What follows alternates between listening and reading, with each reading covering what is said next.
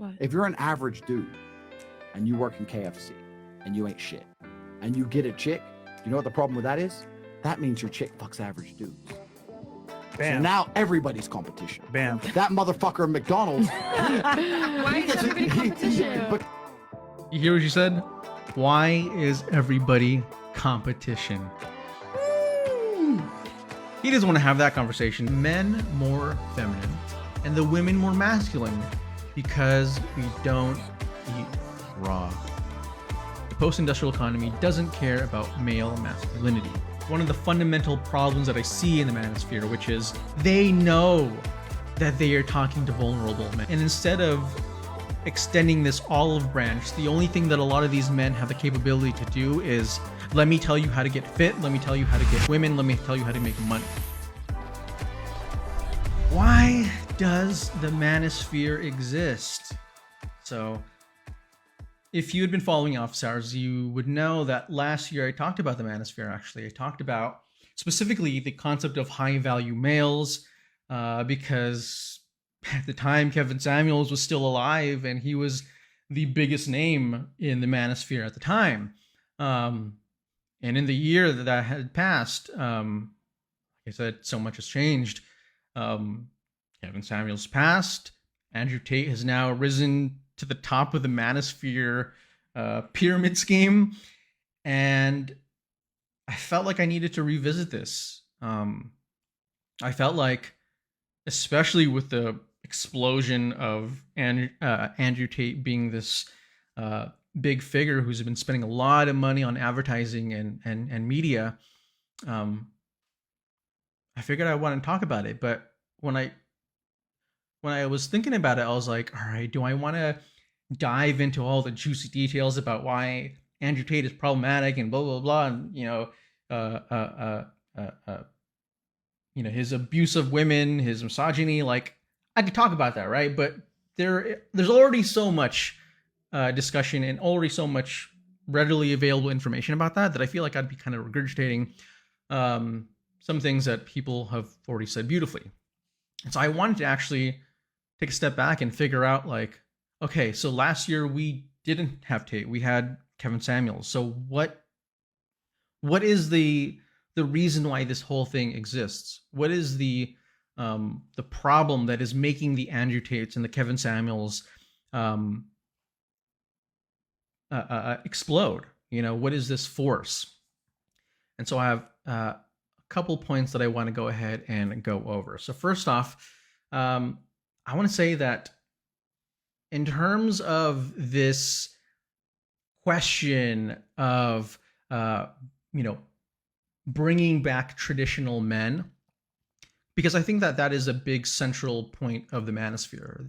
A big point of the manosphere is that the role models for masculinity are absent from the lives of boys, young boys, and men. And we need to revert time and go back to a simpler age when men were men. Men were chopping wood and being breadwinners and doing whatever they wanted. And you're seeing a lot of this rhetoric all over social media, and a lot of men who are getting deeply indoctrinated by this concept. And I think it's funny because a lot of these people phrase this as if this is a new problem that the new generation needs to address because, modern society is the problem. Modern feminism is the problem. And if only we can go back 20 years, 50 years, 100 years, things would be better. I mean, some people, a lot of these men want to go back thousands of years. Like, I mean, they're talking about reverting back to, this is how we lived as cavemen. Oh my God. But I came across this Twitter thread that I love because it talks about the history of the very phenomenon of people complaining about men being too feminine. All right. So we're hearing this shit in 2022, but it goes back. All right. So this is a thread by Paul Ferry. A brief history of men today are too feminine and women too masculine. All right. So, because remember, there is that duality of men are not masculine enough, they're becoming too feminine, and women are sort of gaining leverage over men and they're becoming more masculine. And so this here is an article from the Los Angeles Times, posted in 2020. So just 2 years ago, right? We're just going back a couple years, right? It says, the East knows this. In the West, the steady feminization of our men at the same time that Marxism is being taught to our children is not a coincidence. It's an outright attack. Bring back manly men. Quick to agree with Candace Owens was her right-wing peer, Ben Shapiro, who argued on Monday, anybody who pretends that it is not a referendum on masculinity for men to don floofy dresses is treating you as a full-on idiot. And again, just 2 years ago, right? So let's rewind the clock a little bit more to 1997. This is a clipping from a newspaper. And it says, Southerners think that men are less manly and that women are less feminine than they used to be, and that both of those things are not good.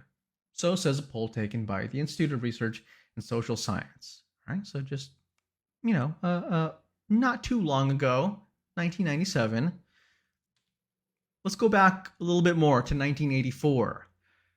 This clipping over here says, are American men wimpier now than then? Question. I'm an older woman and I believe in equal rights and all that, but Langdon, don't you think all this women's lib stuff has contributed to the wimping of American men? Am I just imagining it, or is today's man less manly than those I grew up with? A strong woman for a strong man. So this is one of those anonymous, submit your questions, the columnist will answer. All right, 1984, a little too recent. Let's go back more. 1977. This one is titled High Rises. High-rise buildings. High rises help erode masculinity. And this one says, living in high-rise apartment buildings helps make men effeminate. A New York University psychiatrist and professor of environmental studies said here yesterday, a man with no garden to dig or the opportunity to carry out masculine activities becomes passive and effeminate, helping his wife with the chores, says Daniel Capon, who also blamed high-rise living for boredom, depression, early deaths, obesity, and vandalism. Tall buildings turn people into urban zombies, he said in an interview. So, again, as we're moving through time, we can see that the blame is being shifted. It's buildings. It's the wimping of men. All right, let's go back another generation, or another about 10 years. This is 1965. This clipping says that men are becoming feminine was a motion debated by Chelsea and Willesden young liberals at the College of St. Mark and St. John, Chelsea, last week. The motion was proposed by Anne Varney, Chelsea, to a room that included young liberals from many branches in inner London. She said that men were increasingly avoiding their responsibilities nowadays, and that their increasing use of toiletries, long hair, and dandified clothes were obvious signs that men were becoming effete, were becoming weak. And with this went a lack of manners and gentleness to be expected from the stronger sex. So, again, buildings, high rises, now it's toiletries, it's long hair, it's dandified clothes. 1940. This one over here is about raw meat diet.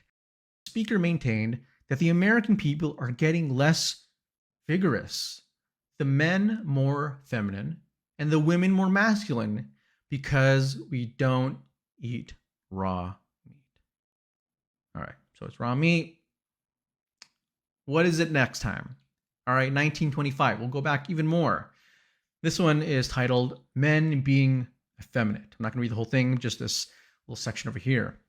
It says, the He-Man is slipping out of the picture and men are adopting feminist ways just as rapidly as women are becoming masculine in their outlook of life.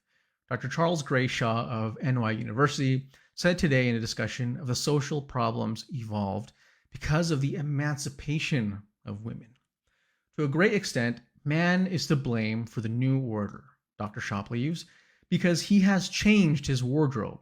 When men began to wear soft hats, silk socks, pearl-colored spats, lilac pajamas, and embroidered bathrobes, the process of feminization gained a good start. Even the safety razor contributed. Whew! So you can't even shave your face with the safety razor without being accused of becoming too feminine. All right, this is 1925, all right? You could clip this shit. Say that this was 2022, and people would totally believe it.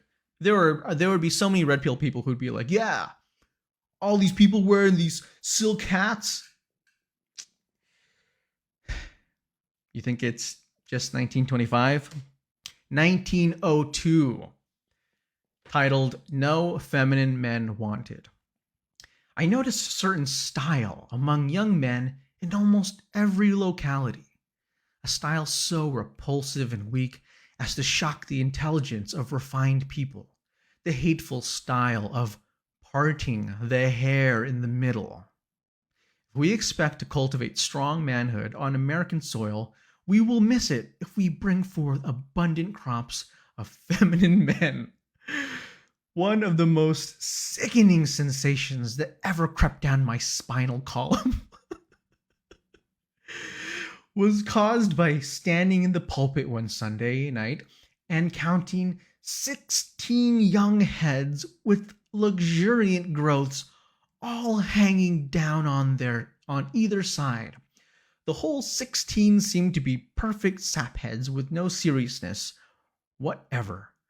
Notice it whenever you please and differ from me as you will. My observation is that 9 young men out of every 10 who part their hair in the middle are useless to the church and worthless to society.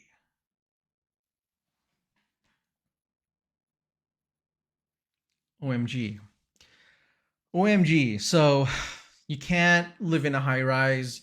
You can't wear silk socks, soft hats. You can't use a safety razor. You have to eat raw meat, more raw meat. You can't part your hair. And a lot of these are told by other men. But again, that isn't the point. The point is that from 1902, I mean, this thread actually was accounting for newspaper clippings from like the 1800s, but I didn't want to go that far deep into it.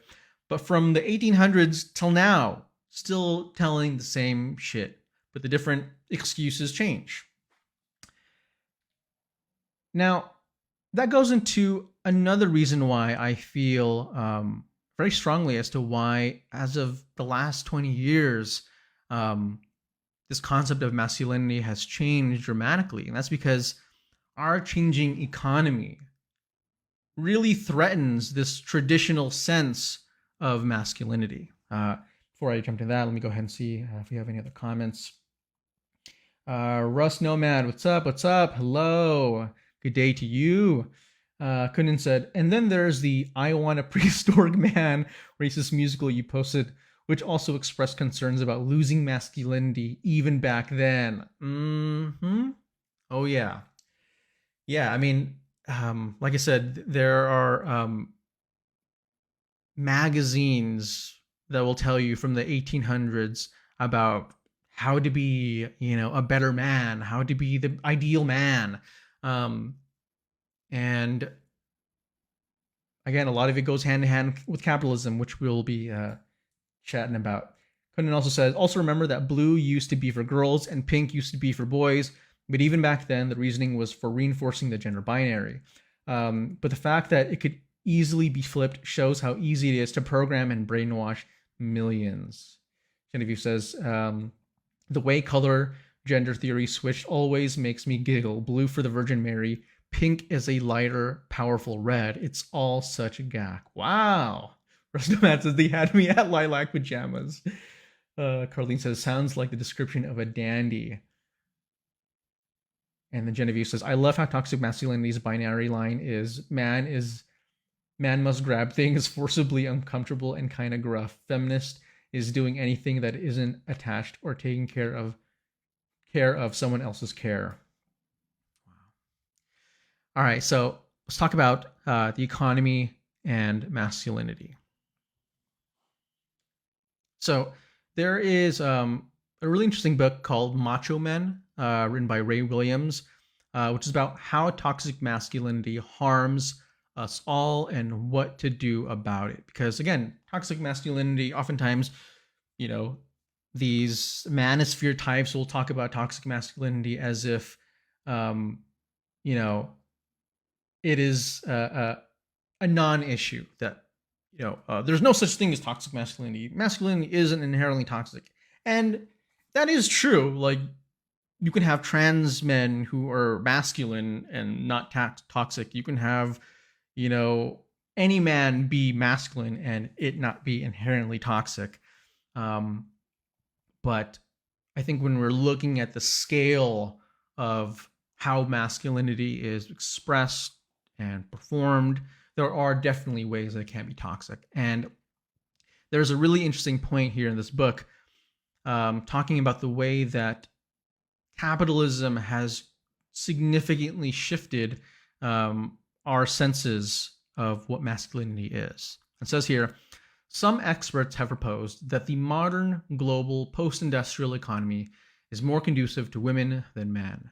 The post-industrial economy doesn't care about male masculinity. The attributes that are most valuable today, emotional intelligence, communication, and relationship skills, are not predominantly male, or at least what we consider traditionally predominantly male. In the Great Recession of 2008 through 2012, 3/4 of the 8 million jobs lost were lost by men, not women. The job loss hit the male-dominated industries the worst. For example, construction, manufacturing, transportation, and high finance. Technology may have altered that trend permanently, and most of those jobs won't come back for men. And it continues. The role reversal that's underway between American men and women shows up most obviously and painfully in the working class, in what is known as the Rust Belt, and other centers of the manufacturing industrial economy. Traditional family roles have been turned upside down because of the high levels of male unemployment. In the US, only 2 of the 15 job categories dominated by men projected to grow the most over the next decade are janitor and computer engineer. Women are projected to dominate all other job categories which are growing: nursing, home health assistance, childcare, and food preparation. And I think this is important to bring up because, especially since so many men derive their sense of self-worth and identity to their jobs, to their salaries, as capitalism, which naturally has this built-in mechanism where you're always having recessions, where you're always having these financial crises. And capitalism essentially is a system that is always cannibalizing itself. It's always looking for this bigger and larger corporation to swallow the smaller ones. And so what you end up having are whole industries that just go by the wayside, whether it's the auto industry, whether it's the manufacturing industry, whether it's the truck driving industry. So many of these industries that were big during the industrial era have now changed, have become automated, have become more simplified with technology. And so a lot of those men are just losing their jobs and also their sense of identities. And since they've built so much of that identity off of those careers, now they're sort of left in this wake of what am I, who am I, where does my value come from? And so a lot of men just start to, like our system of capitalism, they too start to cannibalize themselves. And that goes into this other really interesting question that I always see in Manosphere circles, which is, where are the male role models? You hear this all the time. Where are the male role models? And at the risk of spreading this shit around, I actually wanted to do a little walkthrough of a clip from Andrew Tate, and he's on the Fresh and Fit podcast with a group of women, and he's talking about the struggles of the average man. And I think it's very, very interesting to think about, because, again, this is somebody who is largely considered by a lot of these manosphere types as, you know, their new messiah, their new role model. So let me go ahead and play this over here. We'll do a play-by-play. I'll try to stop every now and then to drop a couple bit of comments. I don't think most women can actually genuinely understand how lonely the majority of men are. I agree, And Sarah. you need to truly understand, if you're Joe Schmo, average in nearly every way, in Starbucks working, you ain't getting a DM ever. But You what if girls, they already you have girls, their wife? you girls will never be lonely. As much as you might be unhappy with the possible suitors, you can at least fuck about and flirt if you feel sad.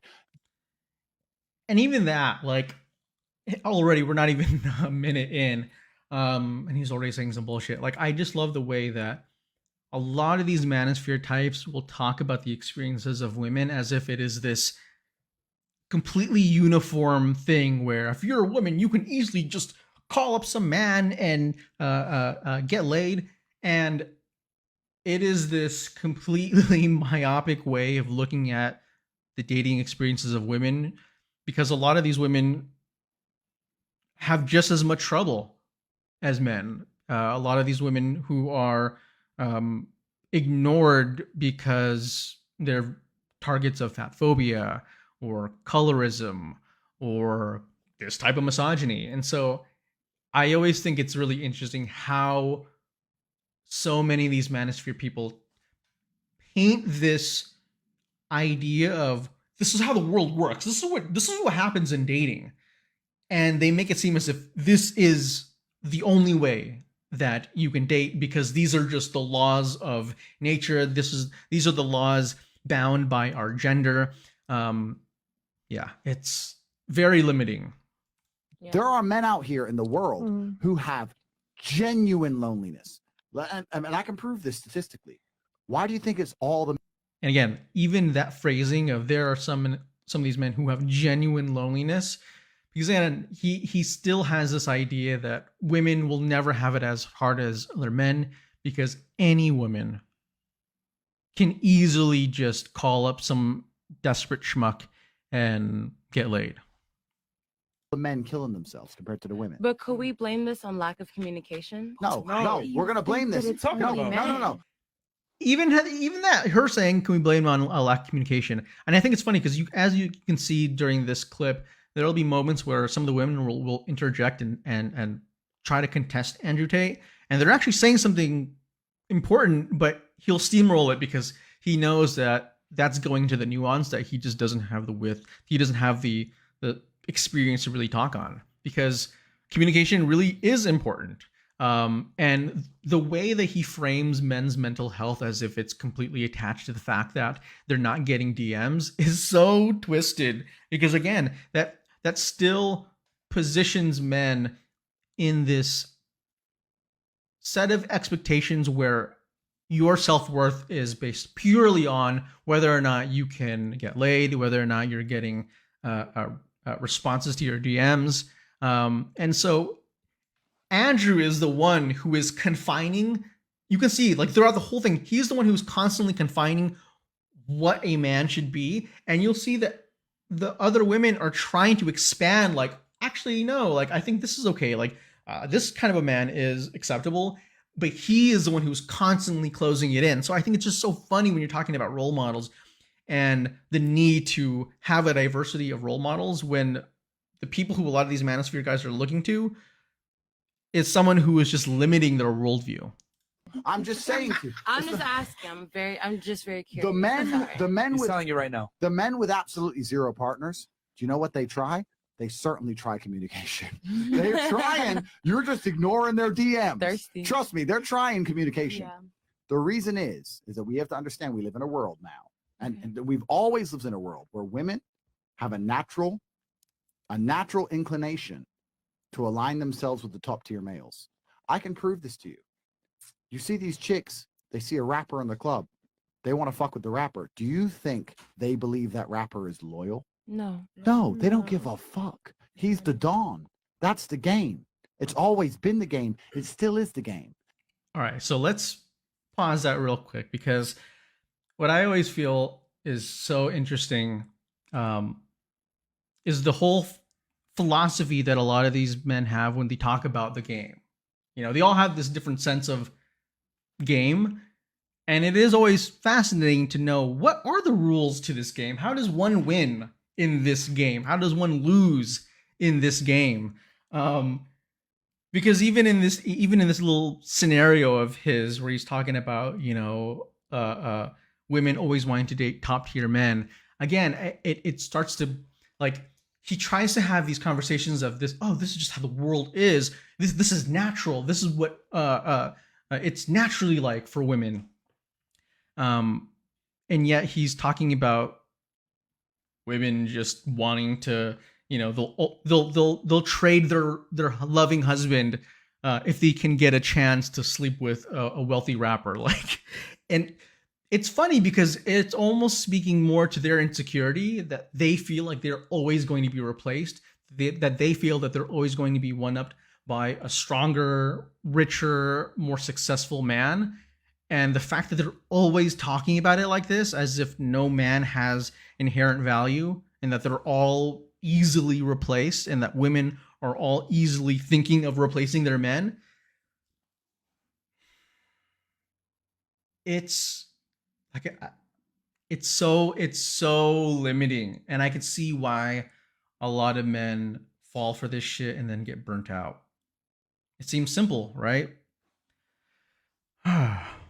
So when we're talking about how it's harder for men than women, we're talking about the vast majority of men. Because you women, because you're all beautiful and you're all smart, most of you only interact with top tier males. So you're like, well, I have these problems, but he has all these bitches because he's a G. Most men ain't shit. You know that. If you think about it, most men ain't shit. Go walk down the high street. Tell me how many of them stand a chance with you. Usually fucking zero. Most men are desperately lonely. Desperately. Yeah. So you want to sit here and talk about the struggles of life as a woman. There are men out here, the male suicide rate is so many times higher than women for a reason. Of course. I mean, even this discussion of, you know, male suicide rates, I always find it so disingenuous when a lot of these alpha males talk about this shit, because so many of the leading causes for this kind of shit, which a lot of it is driven by, again, like a loss of income.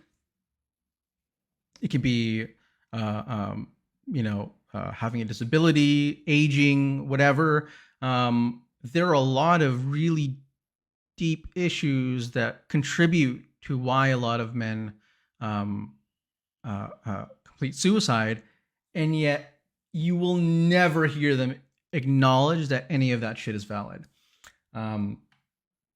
Yukiko said, many traditionally male jobs have become largely automated. For the last few decades, the percentage of women seeking higher education has been higher than men.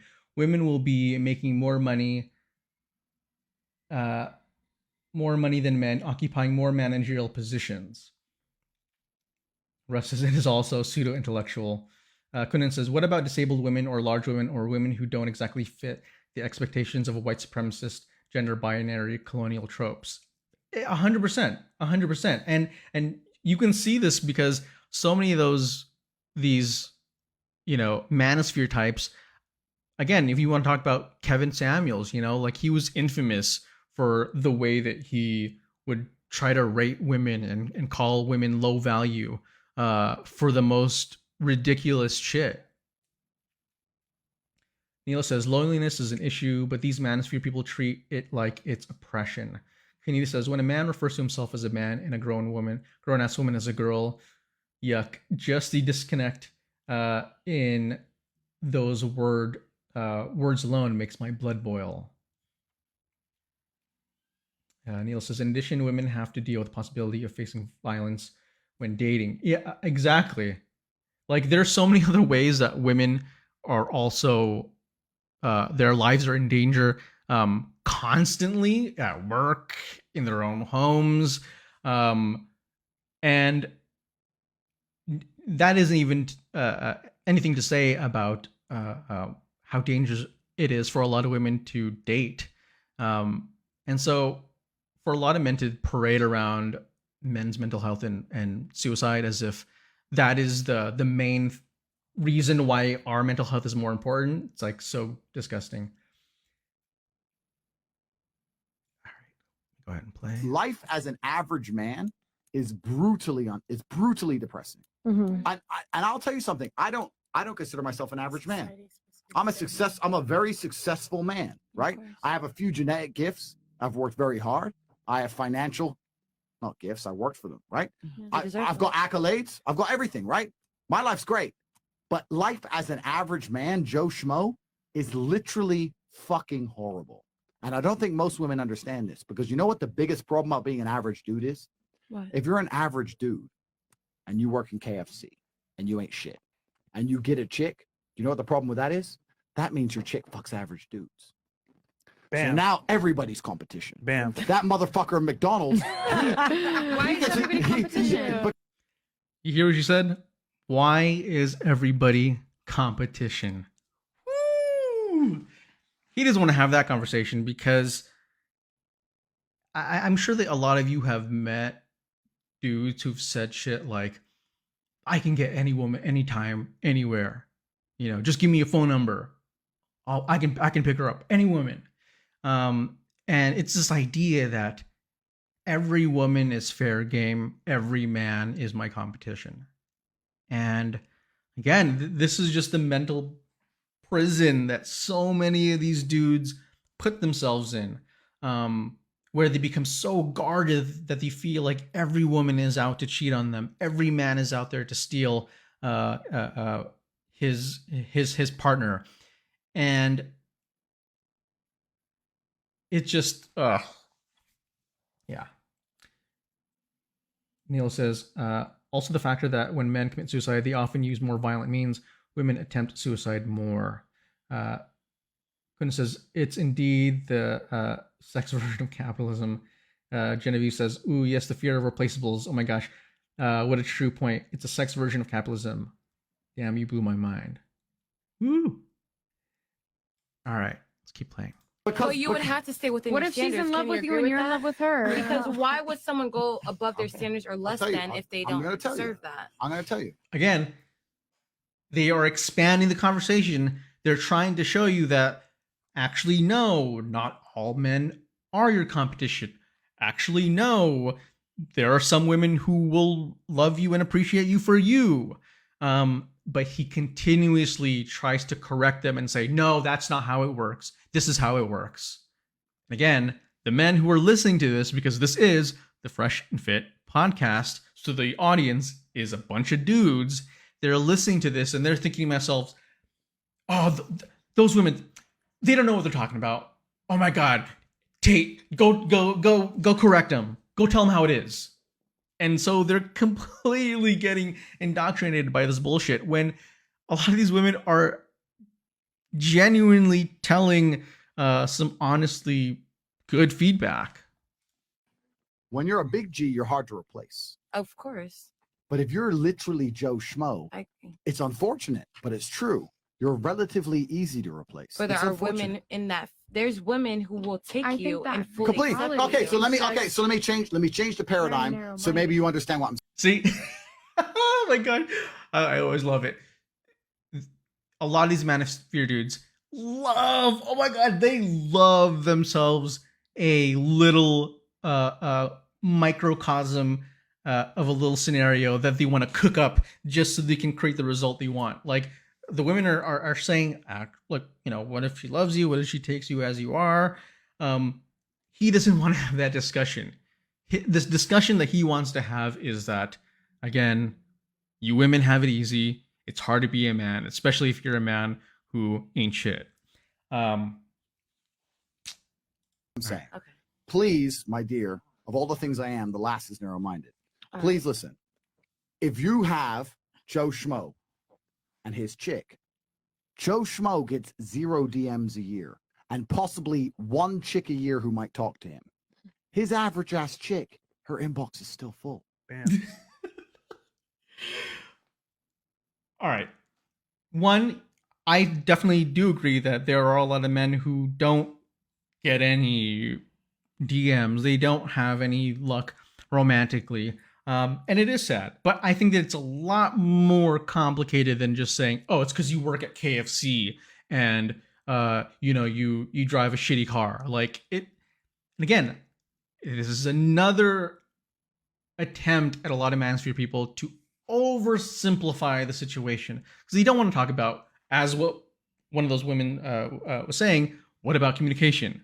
Couldn't it be communication? Like, communication is a really big factor as to why a lot of and again, a lot of these men don't know how to communicate with women by learning from other women, by actually speaking to other women, having regular conversations. Like, you have to realize there are so many men who don't have and don't want to have friendships with women, like just regular friendships or just like regular conversations. Like, their entire circle of friends is all men. There are a lot of men who only have that.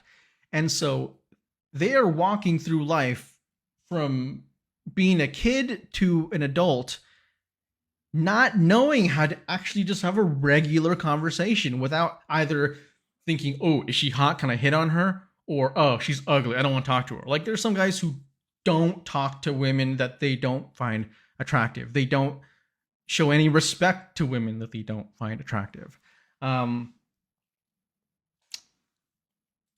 She still has unlimited options. Maybe they ain't great options, but she still has options. And this is the point. This is why men struggle in breakups more than women.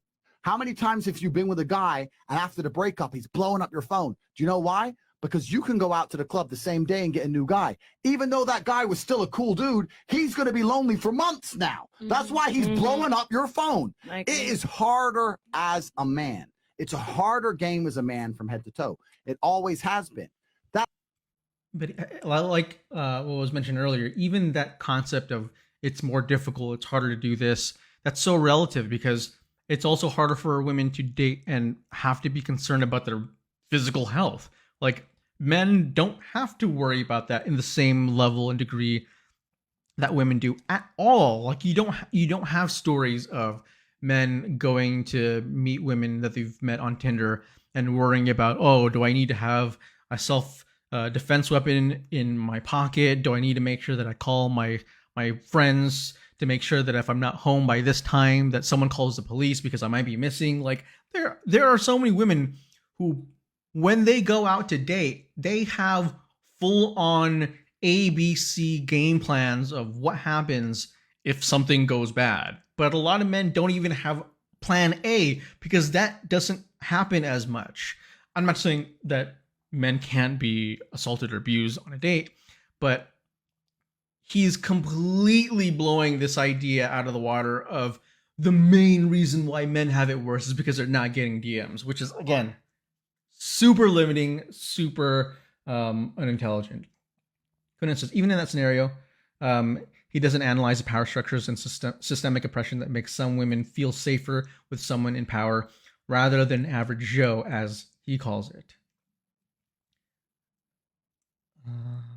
Lee says, it grinds my gears to hear it's all about sex for the it's all about sex. Like, I'm the average man, I'm not getting any, but still having a fulfilling life. Conan says, he is also a little too obsessed with sex, which is just short-term gratification, but in Deeper Dating by Ken Page, he reveals how the tactics for sex and long-lasting love are different. 100%.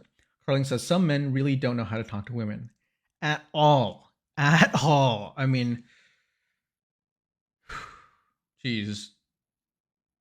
I'm just thinking about some of the people who I remember going to school with who, again, they're 30-something and they don't know how to talk to women and just have a normal conversation. Quinn says it's also harder for a woman to find a safe, decent, non-misogynist man, even if they can have sex with any guy, as he is claiming here. His obsession with sex is skewing his perspective. Genevieve says, why does Tate think anyone in this economy has the time and finance to be at the club all the time? Oh my gosh, does he live in that 2000s rap video? 100,000%. Like, again, he's just cooking up. I mean, look, there are so many women who go to the club every week and don't have any luck. That happens all the time. So for him to just say like, oh, it's so easy, like, whew. Russ says the Manosphere to me is also an entity of commercialism, capitalism.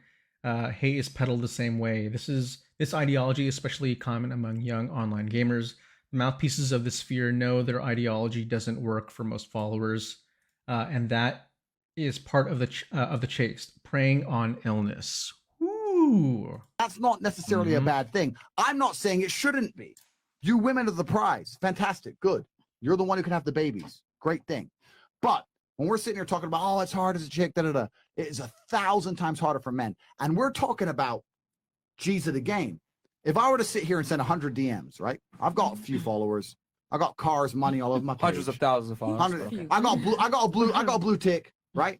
I'll still only get 40, 50% reply. Okay. Imagine I had 300 followers in a Toyota. It's 0%. You guys don't understand. These guys are operating at 0% reply rate. Zero. And it's fucking hard. And you know what the funny part is? It's got that smile of the pedo, you know? Oh, this is a little thing at the very end. But that is the clip.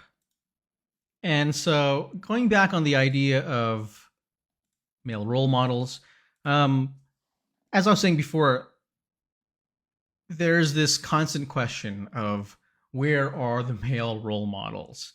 And if you do a search on YouTube, I mean, Jordan Peterson, he is sort of the godfather of this discussion of we need more male role models. And I totally agree. And I think that is something that we need to go ahead and discuss. But in the way that a lot of these Manosphere people talk about role models, it's totally warped. Because when you look at the way that, I mean, Jordan Peterson might talk about like, okay, the importance of having another man that you can look up to, who you can model behavior, and try to learn from them. And yeah, like everybody needs role models, right? Everybody needs somebody who they can look up to, who they can get guidance on how to navigate life, how to be a good person, how to talk to people, how to communicate. But this discussion in the Manosphere world is very different, because when they talk about role models, it's not the same as when we talk about role models. Because it's not about having a role model. It's not just about, and again, a lot of these Manosphere dudes talk about it like it's like that. Like there's no role models. That's the problem with society, is that we have an absence of strong men, and obviously that conveniently positions them to say, we don't have strong men. I am a strong man. Follow me. So no, it's not about having a role model. It's about having the right role model. These are just some people who I feel like are cool role models. I mean, you know, you can admire someone like Jordan Peele and his artistry and his willingness to talk about difficult subjects in his art. You can talk about Brendan Fraser, who opened up about his experiences in Hollywood and talking about mental health.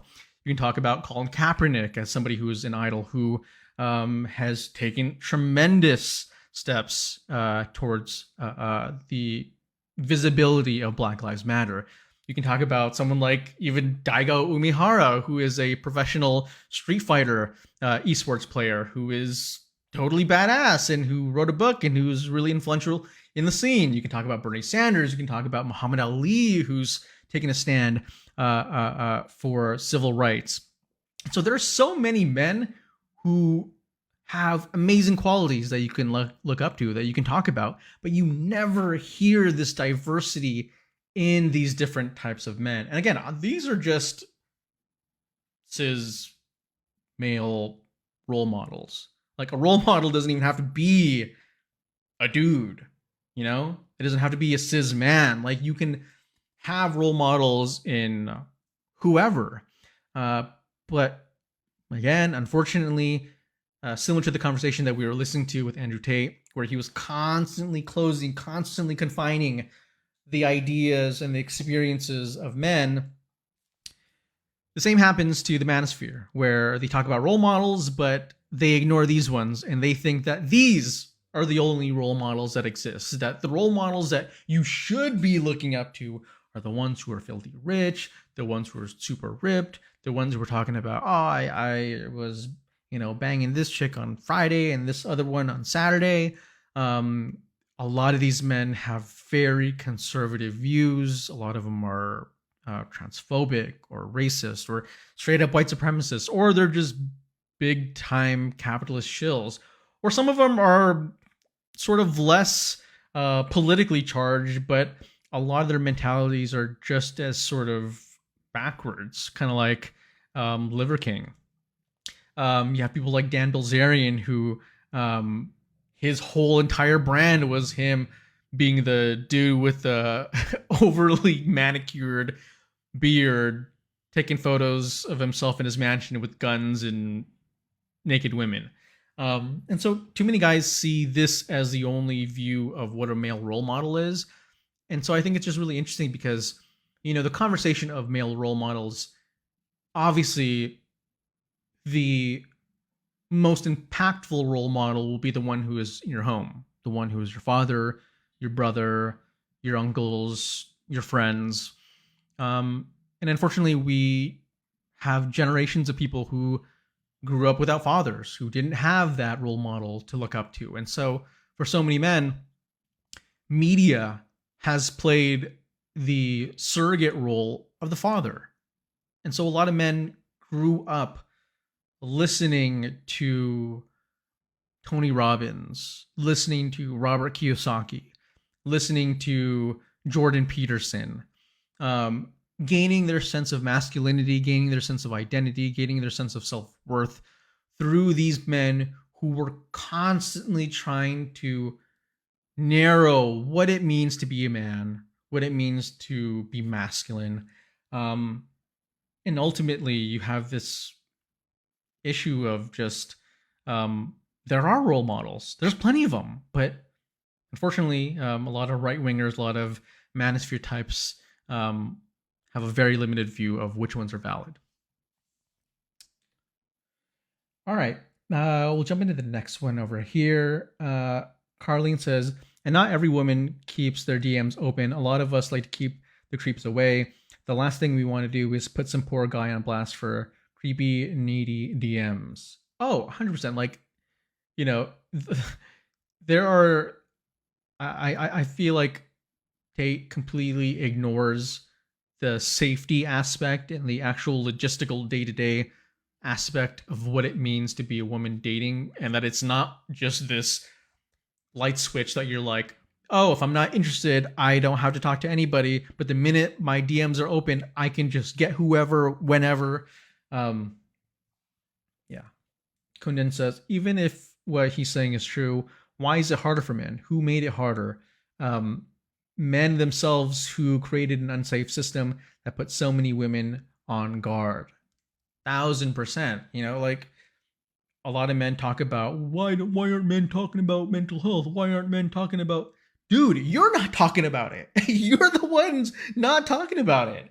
A lot of guys keep looking for these role models and looking for answers, but they're the ones who are deliberately hiding the resources and shaming men into finding the help that they actually need. Kat Fletcher says, there are uncles, cousins, neighbors, grandfathers that are plenty of male role models, and of course, male teachers. Carlene says, even if a woman says no for whatever reason, turns into verbal abuse from guys, and that turns into a scary situation, hence keeping up protection and self-preservation. Kat said most of those men are horrible role models. Genevieve says, hey, it's not a role model unless they remind you that they have a new protein shake out. Oh my gosh. All right. So the dangers of dismissing men's mental health. So, we're talking about mental health. We're talking about role models. And in that previous clip that we had of Tate talking about how sad it is for men who don't get DMs, how depressing it is for a lot of men who don't get DMs. Yes, that is a huge problem, but unfortunately, though the partial diagnosis of men are feeling down about themselves because they don't have romantic attention, because they can't talk to women, although that might be somewhat accurate but not fully complete, the solution being provided to these lonely men by these manosphere types is, again, completely dismissive. And this goes into one of the fundamental problems that I see in the manosphere, which is they know that they are talking to vulnerable men. They know that they are talking to men who are on the brink of depression and anxiety and who are having serious thoughts about taking their lives, people who are seriously thinking about harming themselves or others, people who are seriously thinking about making decisions that they're going to regret. And instead of extending this olive branch, the only thing that a lot of these men have the capability to do is, let me tell you how to get fit, let me tell you how to get women, let me tell you how to make money. And so it still confines the idea of what a man is, what happiness is, what success means. It still uses the same narrow definitions that, as we're talking about in our point about the changing economy, you can tell people tips all they want, but if the economy is going to shit and it's taking everybody with us, there's no one going to be spared. There is no silver bullet that's going to solve all of this. And so,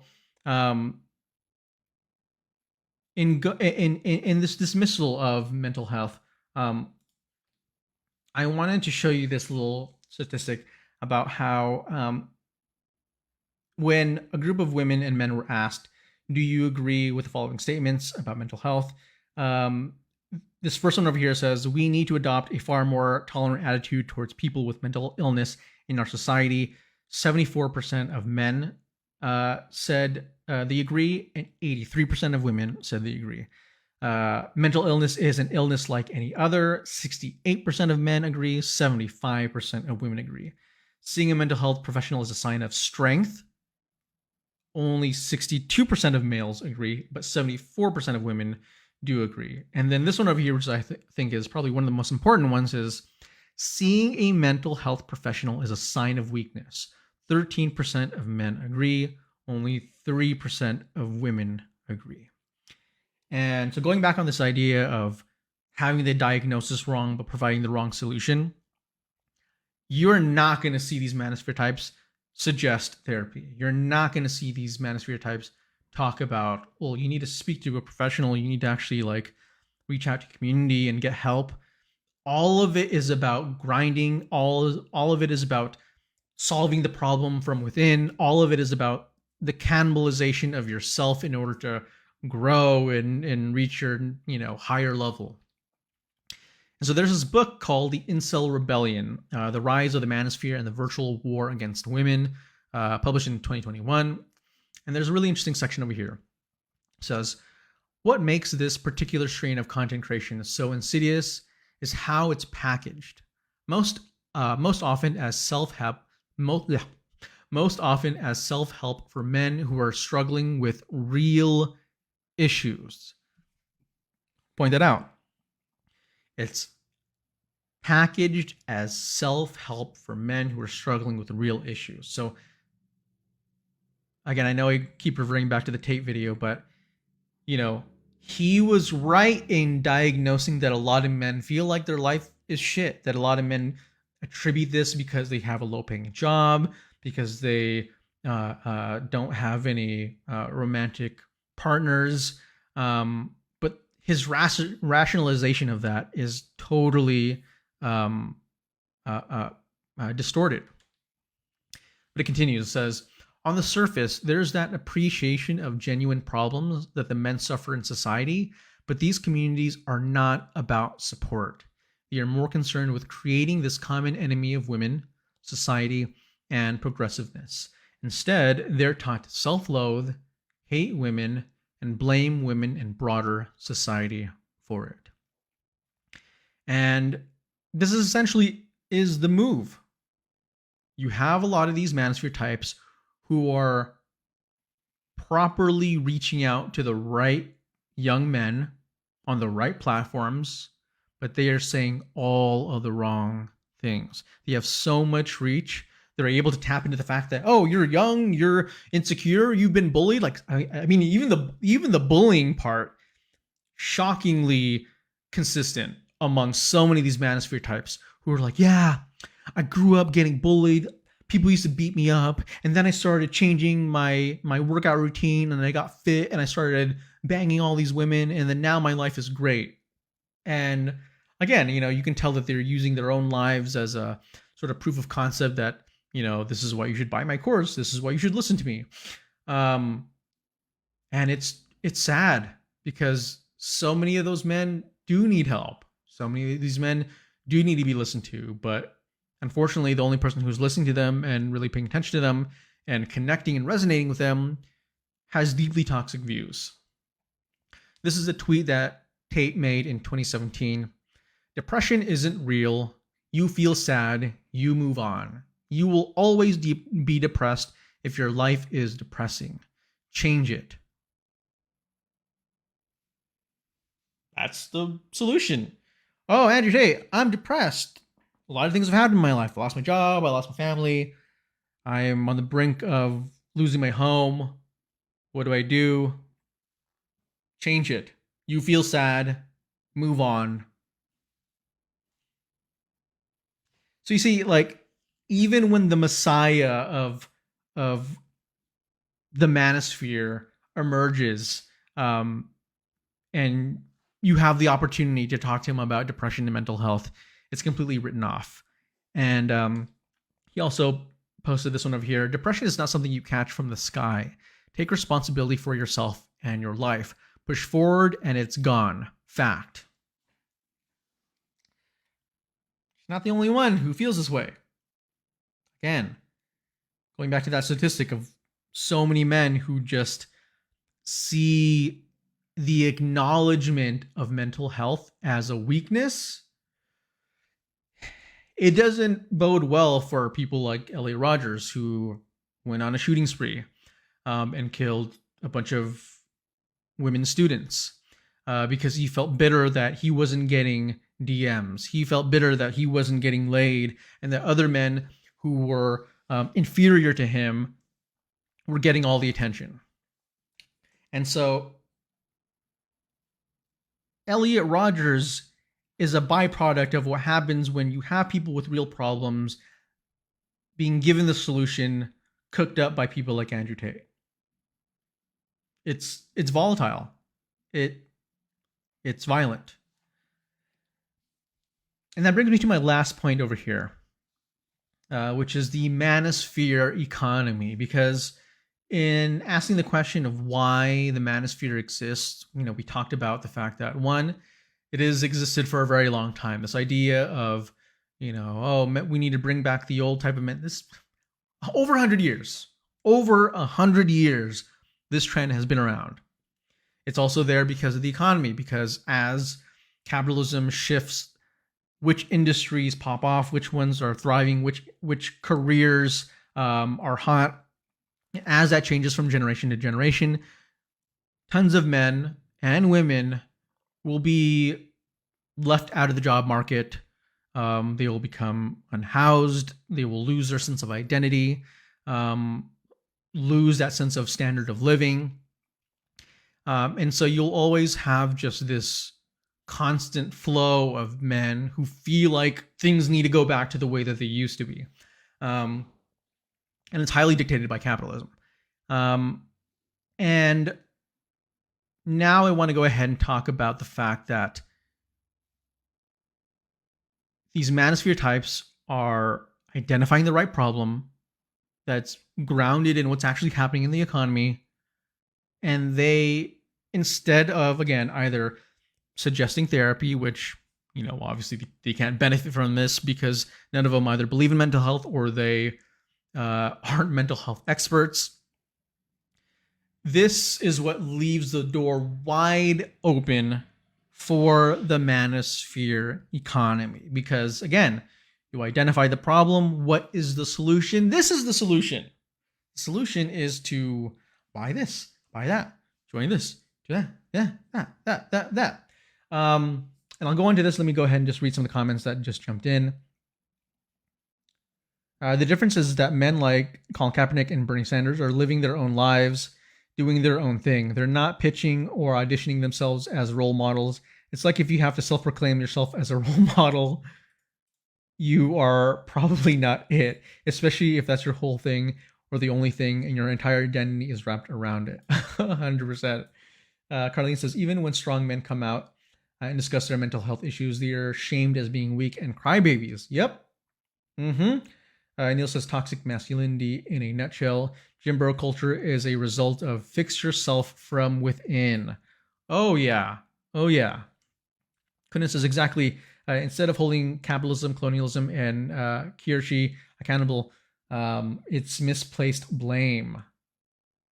Carlene says, they forget that Black women were forced to work in those White Houses so they can pretend to keep the false narrative that everything was easy back then. Genevieve says, the thing that always saddens me to watch is that you're right about the pyramid scheme of this. Tate, the other Mano messiahs would drop their followers in a second if something more lucrative came.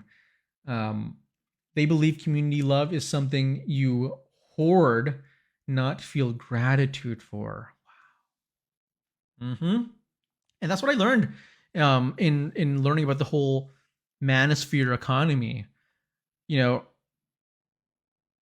when I was talking about the role models, I think it's funny that in this discussion of manosphere influencers, you know, trying to be like, oh, we're the ones who really care about men, their inclusion of what type of men can even be, you know, allowed to join their community is so distorted. And they are so quick to shame the types of people who do need help and would probably even be gullible enough to fall for this kind of shit. But again, it is cannibalism. So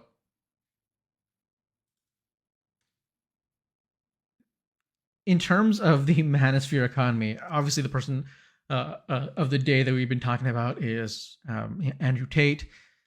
His motivation for a lot of his content, a lot of what he's doing, this big push, is because he has something called Hustlers University. It is his community. It is the thing that he is selling, among other things. But this is sort of the main bread and butter service that he provides. And so Hustlers University says over here on the website, Hustlers University is an exclusive community where you will learn how to make money online.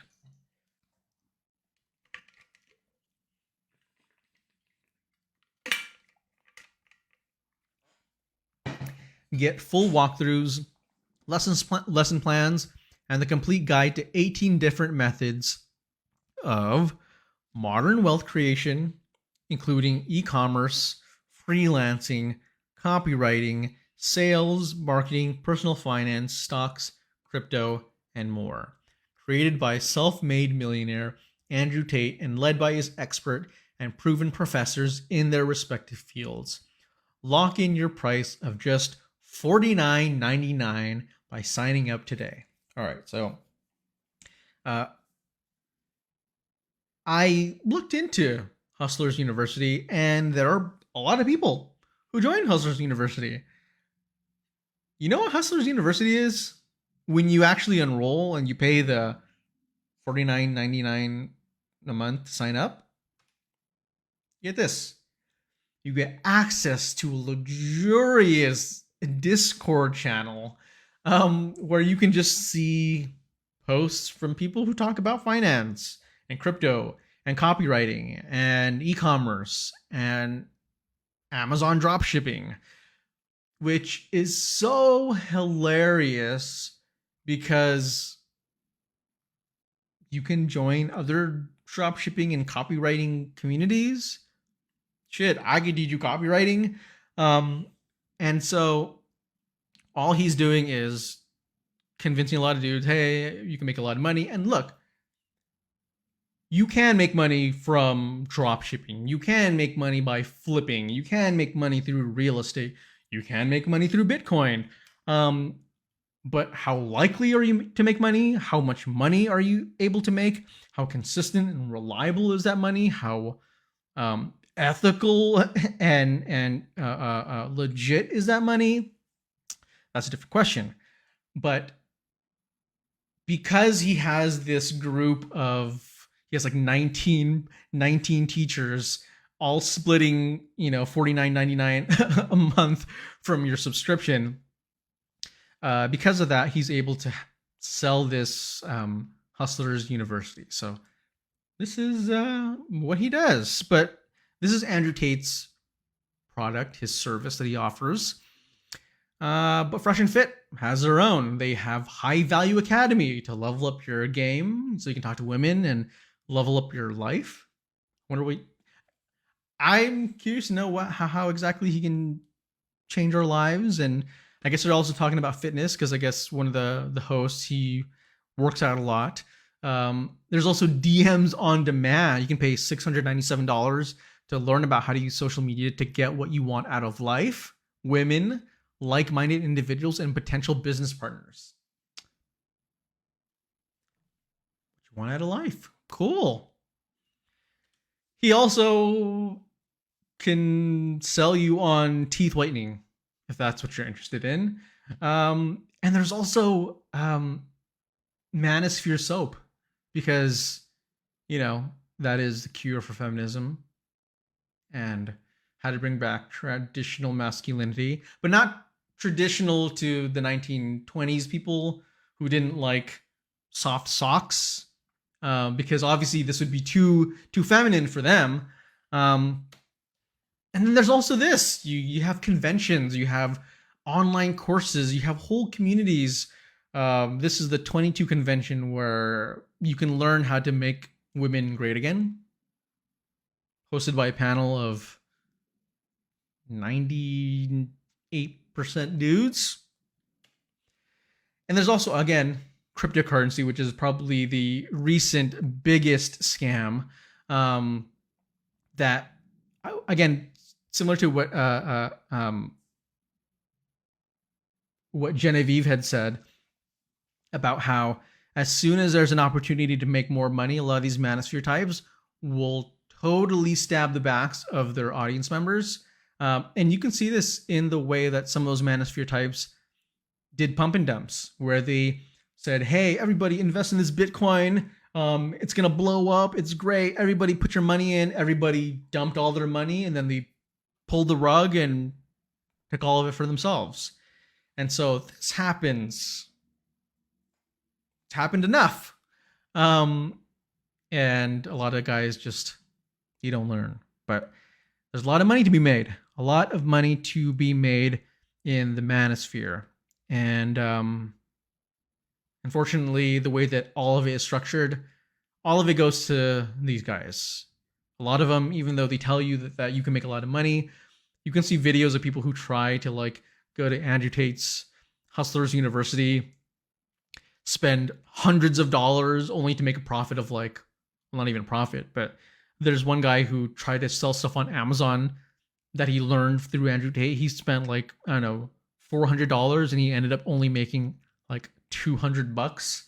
So a lot of the shit that is actually fueling why these guys are able to post this stuff, how they're able to make money, it's shit like teeth whitening. It's shit like fitness videos. It's shit like investing tips, like basic crap. but the brand is about the alpha males. The brand is about the manosphere. The brand is about women have it easier. And this ultimately is what keeps the manosphere alive. This need to hoard money, this need to exploit your own people, this need to want to make money off of a genuine problem and not provide a real solution. The manosphere exists because a lot of men are greedy and they don't want to help other men who they actually see as genuinely struggling. And they recognize this. And some of these guys used to be men like this. A lot of these guys will talk about how they used to get bullied, but they're out here with brands bullying other men. And I guess it all just goes back to this idea of generational trauma, this idea of passing on the hot potato of toxic masculinity, of passing on generational trauma, of passing on just being unequipped to do anything outside of this idea of traditional masculinity.